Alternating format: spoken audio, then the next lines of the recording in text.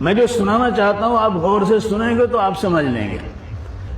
امام آزاد بھی ہوتا ہے لیکن اس سے زیادہ کوئی پابند نہیں ہوتا ہے۔ امام آزاد ہوتا ہے، بھئی نماز فرض ہے اس کے ذمہ، اسے نماز پڑھنی ہے، لیکن اس سے زیادہ پابند نہیں کہ ہر 5 منٹ پر نگاہ اٹھتی ہے اس کی طرف، وہ صاحب کہاں گئے ہیں، کہاں بیٹھے ہیں، کہاں چائے پی رہے ہیں، کس سے بات کر رہے ہیں، اور متولی تو کہیے نہیں صاحب وہ کیا ہوتا ہے۔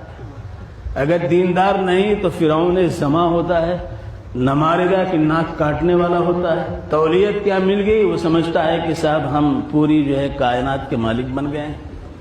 وہ بیچارہ امام جو نماز پڑھانے کے لیے ہے، اس کا حال یہ کہ 1 سیکنڈ 1 منٹ تاخیر ہو جائے تو گردن پکڑ کے اس کو جو ہے داخل کر دیا جاتا ہے، پہنچا دیا جاتا ہے۔ کیونکہ میں نے بھی امامت کی ہے، اس لیے جو بات کہہ رہا ہوں تجربے سے کہہ رہا ہوں۔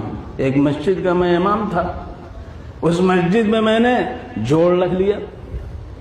پہلی دفعہ جوڑ ہوا، شہر لکھنؤ کی بات ہم کر رہے ہیں، تو وہاں پہ تبلیغی جماعت کے لوگ آئے، تقریر چل رہی تھی، تو میں نے یہ سوچا کہ عشاء کی نماز وقت پر اذان دے دی جائے اور جماعت تاخیر سے کر لی جائے گی۔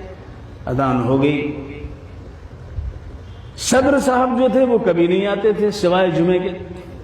اس روز دیکھا دھمک ہوئے صاحب موجود، اور ابھی تقریر چل رہی ہے، مجھے انہوں نے کہا چلیے نماز پڑھائیے۔ تو میں نے ذرا سا ادھر ادھر دیکھا تو گردن پکڑ کے زبردستی لے جا کر کے مصلی پہ کھڑا کر دیا۔ ارے اب میں نے کیا کرتا، بھائی صدر صاحب ہیں، نماز شروع کر دی۔ تو میں نے بھی ایک لمبی سورت شروع کی، اتنی لمبی پڑھی کہ سارے لوگوں کی نماز مل گئی، سب کی رکعتیں پوری ہو گئی اور تقریر بھی مکمل ہو گئی۔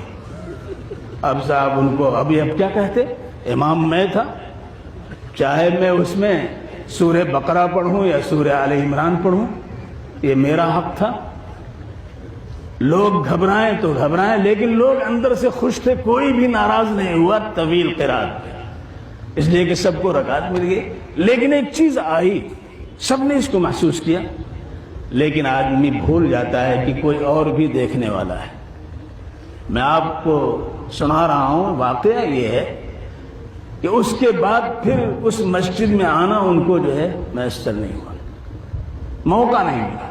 ہوا یہ کہ رات میں اٹھے اور استنجے کے لیے جا رہے تھے اور ایک چھچودر سامنے سے گزری، بس ان بیلنس ہوئے، گرے اور کوڑا سرک گیا، اور ایسا سرکا کہ صاحب مسجد میں تو نہیں آ سکے، قبرستان چلے گئے۔